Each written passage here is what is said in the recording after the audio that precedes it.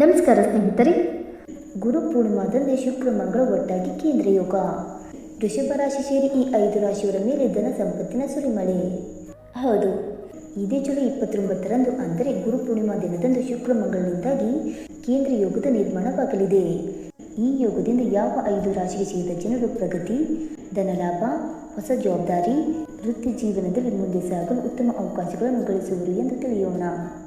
ಜ್ಯೋತಿಷ್ಯ ಶಾಸ್ತ್ರದ ಪ್ರಕಾರ ಕೇಂದ್ರ ಯೋಗವು ಯಾವಾಗ 2 ಗ್ರಹಗಳು ಪರಸ್ಪರ 90 ಡಿಗ್ರಿ ಅಂತರದಲ್ಲಿ ಇರುವುದು ಆಗ ನಿರ್ಮಾಣವಾಗುವುದು ಎಂದು ಹೇಳಲಾಗುತ್ತದೆ. ಈ ಯೋಗವು ಬದಲಾವಣೆ ಮತ್ತು ಪ್ರಗತಿ ಎರಡನ್ನೂ ಕರುಣಿಸುವ ಯೋಗವಾಗಿದೆ. ಇದರಿಂದಾಗಿ ವೃತ್ತಿ ಜೀವನದಲ್ಲಿ ಮುಂದೆ ಸಾಗಲು ಉತ್ತಮ ಅವಕಾಶಗಳು ವೃದ್ಧಿಯಾಗಲಿದೆ ಮತ್ತು ನಿಮ್ಮ ಅಪೂರ್ಣ ಕೆಲಸಗಳು ಪೂರ್ಣಗೊಳ್ಳುವುದು.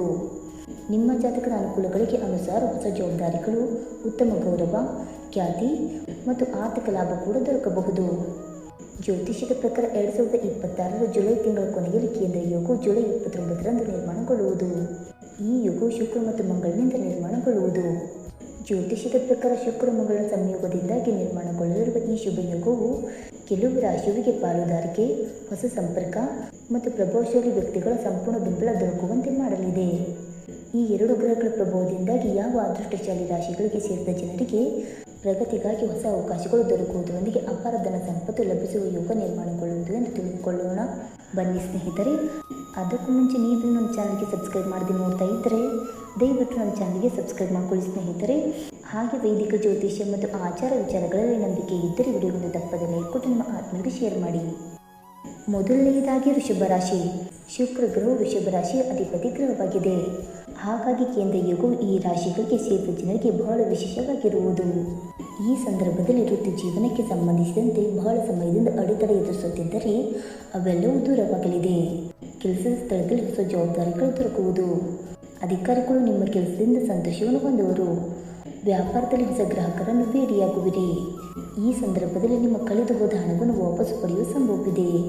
ನಿಮ್ಮ ಆದಾಯವನ್ನು ಹೆಚ್ಚಿಸಲು ಹೊಸ ಮಾರ್ಗಗಳು ಗೋಚರಿಸುವುದು. ಯಾವುದಾದರೂ ದೊಡ್ಡ ಖರೀದಿಯ ಬಗ್ಗೆ ಯೋಜನೆಯನ್ನು ಪೂರ್ಣಗೊಳಿಸುವಲ್ಲಿ ಯಶಸ್ಸು ಕಾಣುವಿರಿ. ಮನೆಯಲ್ಲಿ ಸಂತೋಷಮಯವಾದ ವಾತಾವರಣ ಇರುವುದು. ನಿಮ್ಮ ಸಂಗಾತಿಯ ಸಂಪೂರ್ಣ ಬೆಂಬಲವನ್ನು ಪಡೆಯುವಿರಿ. ಪ್ರೀತಿಯ ಜೀವನದಲ್ಲಿ ನಂಬಿಕೆ ಬಲಗೊಳ್ಳಲಿದೆ. ಸಾಮಾಜಿಕ ಸಂಪರ್ಕಗಳು ಸಾಕಷ್ಟು ಹೆಚ್ಚಾಗುವುದು.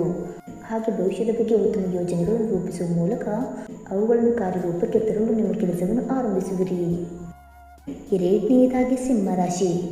ಶುಕ್ರ ಮಂಗಳನಿಂದ ನಿರ್ಮಾಣಗೊಳ್ಳಲಿರುವ ಈ ಯೋಗವು ಸಿಂಹ ರಾಶಿಗೆ ಸೇರಿದ ಜನತೆಗೆ ಉತ್ತಮ ಗೌರವ, ಖ್ಯಾತಿ ಹಾಗೂ ಪ್ರಭಾವದಲ್ಲಿ ಸಾಕಷ್ಟು ವೆಚ್ಚವನ್ನುಂಟು ಮಾಡುವುದು.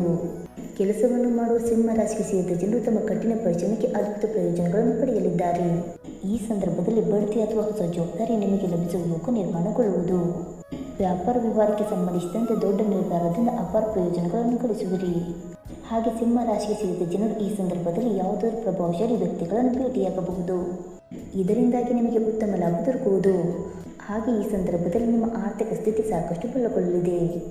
ಜೊತೆಗೆ ನಿಮ್ಮ ಅಪೂರ್ಣ ಕೆಲಸಗಳನ್ನು ಯಶಸ್ವಿಯಾಗಿ ಪೂರ್ಣಗೊಳಿಸುವಿರಿ.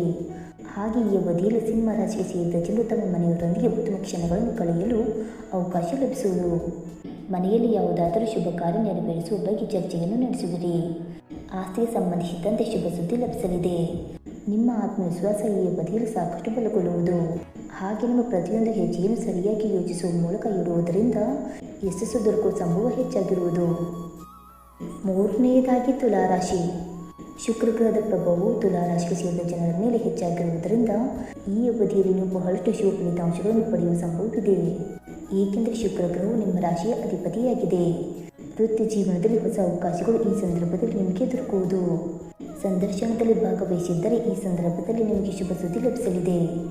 ವ್ಯಾಪಾರ ವ್ಯವಹಾರಕ್ಕೆ ಸಂಬಂಧಿಸಿದಂತೆ ಹೊಸ ಪಾಲುದಾರಿಕೆಯನ್ನು ಹೊಂದುವ ಯೋಗ ಲಭಿಸುವುದು. ಹಾಗೆ ಈ ಸಂದರ್ಭದಲ್ಲಿ ತುಲಾರಾಶಿಗೆ ಸೇರಿದ ಜನರು ತಮ್ಮ ಹಳೆಯ ಸಂಪರ್ಕಗಳಿಂದ ಹೆಚ್ಚಿನ ಪ್ರಯೋಜನಗಳನ್ನು ಗಳಿಸುವರು. ಜೊತೆಗೆ ಈ ಅವಧಿಯಲ್ಲಿ ನಿಮ್ಮ ಧನ ಸಂಪತ್ತು ವೃದ್ಧಿಯಾಗುವುದು. ಹಾಗೆ ನೀವು ನಿಮ್ಮ ಉಳಿತಾಯದ ಬಗ್ಗೆಯೂ ಹೆಚ್ಚಿನ ಗಮನವನ್ನು ನೀಡುವಿರಿ. ಇದಕ್ಕಾಗಿ ನಿಮ್ಮ ಖರ್ಚುಗಳನ್ನು ನಿಯಂತ್ರಿಸುವುದು ಬಹಳ ಮುಖ್ಯ. ಜೊತೆಗೆ ತುಲಾರಾಶಿಗೆ ಸೇರಿದ ಜನರು ಈ ಅವಧಿಯಲ್ಲಿ ತಮ್ಮ ಸಂಗಾತಿಯೊಂದಿಗೆ ಉತ್ತಮ ಸಾಮರಸ್ಯವನ್ನು ಹೊಂದಲಿದ್ದಾರೆ. ಈ ಸಂದರ್ಭದಲ್ಲಿ ಪ್ರಯಾಣಿಸುವುದರಿಂದ ನಿಮಗೆ ಭಾರಿ ಲಾಭ ದೊರಕುವುದು. ಹಾಗೆ ಹೊಸ ಕೌಶಲ್ಯಗಳನ್ನು ಕಲಿಯುವ ಅದ್ಭುತವಾದ ಅವಕಾಶವೂ ಕೂಡ ಲಭಿಸುವುದು. ತುಲಾರಾಶಿಗೆ ಸೇರಿದ ಜನರು ಕೇಂದ್ರ ಯೋಗದ ಶುಭ ಪ್ರಭಾವದಿಂದ ಕ್ರೀಡೆಯಲ್ಲಿ ಹೆಚ್ಚಿನ ಆಸಕ್ತಿಯನ್ನು ಹೊಂದುವುದರಿಂದ ಅಪಾರ ಲಾಭ ದೊರಕುವುದು.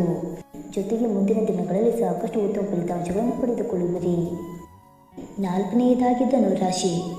ಶುಕ್ರ ಮಂಗಳನಿಂದ ನಿರ್ಮಾಣಗೊಳ್ಳಲಿರುವ ಕೇಂದ್ರ ಯೋಗವು ಧನುರಾಶಿಗೆ ಸೇರಿದ ಜನರಿಗೆ ಹೊಸ ಆರಂಭವನ್ನು ಹೊಂದಲು ಹೆಚ್ಚಿನ ಸಹಾಯವನ್ನು ಮಾಡಲಿದೆ. ಈ ಅವಧಿಯಲ್ಲಿ ಬಹಳ ಸಮಯದಿಂದ ಅಪೂರ್ಣಗೊಂಡಿದ್ದಂತಹ ನಿಮ್ಮ ಎಲ್ಲ ಕೆಲಸಗಳು ಯಶಸ್ವಿಯಾಗಿ ಪೂರ್ಣಗೊಳ್ಳುವುದು. ಹಾಗೆ ಕೆಲಸವನ್ನು ಬದಲಾಯಿಸಬೇಕೆಂದು ಯೋಚಿಸುತ್ತಿರುವ ಧನುರಾಶಿಗೆ ಸೇರಿದ ಜನರಿಗೆ ಈ ಅವಧಿಯಲ್ಲಿ ಶುಭ ಸುದ್ದಿ ಲಭಿಸಲಿದೆ.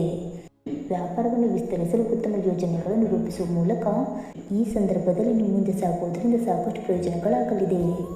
ಹೂಡಿಕೆಗೆ ಸಂಬಂಧಿಸಿದಂತಹ ತಮ್ಮ ನಿರ್ಧಾರಗಳಿಂದ ಲಾಭ ದೊರಕುವ ಯೋಗ ನಿರ್ಮಾಣಗೊಳ್ಳುವುದು. ಹಾಗೆ ಧನುರಾಶಿಗೆ ಸೇರಿದ ಜನರ ಆರ್ಥಿಕ ಸ್ಥಿತಿ ಈ ಸಂದರ್ಭದಲ್ಲಿ ಹೆಚ್ಚು ಸುಧಾರಿಸಲಿದೆ. ಜೊತೆಗೆ ಮನೆಯವರ ಸಂಪೂರ್ಣ ಬೆಂಬಲವನ್ನು ಪ್ರತಿಯೊಂದು ಹೆಜ್ಜೆಯಲ್ಲಿ ಗಳಿಸುವಿರಿ.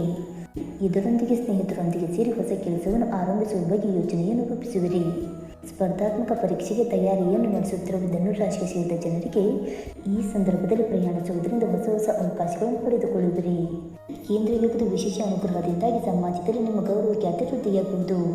ಜೊತೆಗೆ ನಿಮ್ಮ ಮಾತಿನ ಪ್ರಭಾವವನ್ನು ಜನರ ಮೇಲೆ ಹೆಚ್ಚಾಗಿ ನೋಡಬಹುದಾಗಿದೆ. ಇನ್ನು 5ನೇದಾಗಿ ಮಕರ ರಾಶಿ.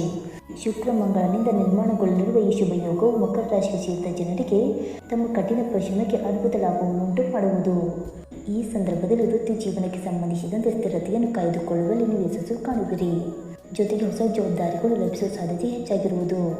ಈ ಅವಧಿಯಲ್ಲಿ ಮಕರ ರಾಶಿಗೆ ಸೇರಿದ ಜನರು ಕೆಲಸದ ಸ್ಥಳದಲ್ಲಿ ಮಹತ್ವಪೂರ್ಣವಾದ ಜವಾಬ್ದಾರಿಯನ್ನು ಪಡೆಯುವುದರೊಂದಿಗೆ ನಿಮ್ಮ ಸ್ಥಿತಿ ಸಾಕಷ್ಟು ಬಲಗೊಳ್ಳುವುದು. ವ್ಯಾಪಾರ ವ್ಯವಹಾರಕ್ಕೆ ಸಂಬಂಧಿಸಿದಂತೆ ಅಪಾರ ಲಾಭವನ್ನು ಗಳಿಸುವ ಪ್ರಬಲವಾದ ಸಂಭವ ಹೆಚ್ಚಾಗಿರುವುದು.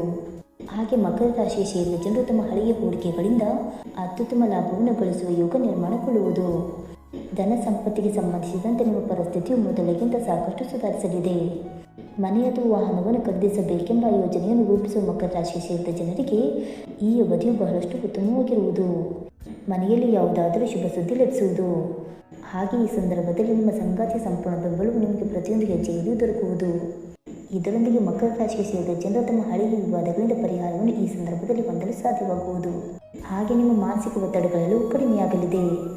ಇದರೊಂದಿಗೆ ಮುಂದಿನ ದಿನಗಳಲ್ಲಿ ನಿಮಗೆ ಯಶಸ್ಸನ್ನು ಗಳಿಸಲು ಅನೇಕ ಹೊಸ ಹೊಸ ಮಾರ್ಗಗಳು ಗೋಚರಿಸುವುದು. ಸ್ನೇಹಿತರೆ, ಈ ಮಾಹಿತಿ ನಿಮಗೆ ಇಷ್ಟವಾಯಿತಾ? ಇಷ್ಟವಾಗಿದ್ದರೆ ವಿಡಿಯೋಗೊಂದು ಲೈಕ್ ಮಾಡಿ, ಶೇರ್ ಮಾಡಿ. ಹಾಗೆ ನಿಮ್ಮ ಅನಿಸಿಕೆ ಮತ್ತು ಅಭಿಪ್ರಾಯವನ್ನು ತಪ್ಪದೆ ಕಮೆಂಟ್ ಮೂಲಕ ತಿಳಿಸಿ. ಸ್ನೇಹಿತರೆ, ವಿಡಿಯೋ ನೋಡಿದ್ದಕ್ಕಾಗಿ ಧನ್ಯವಾದಗಳು. Thank you so much.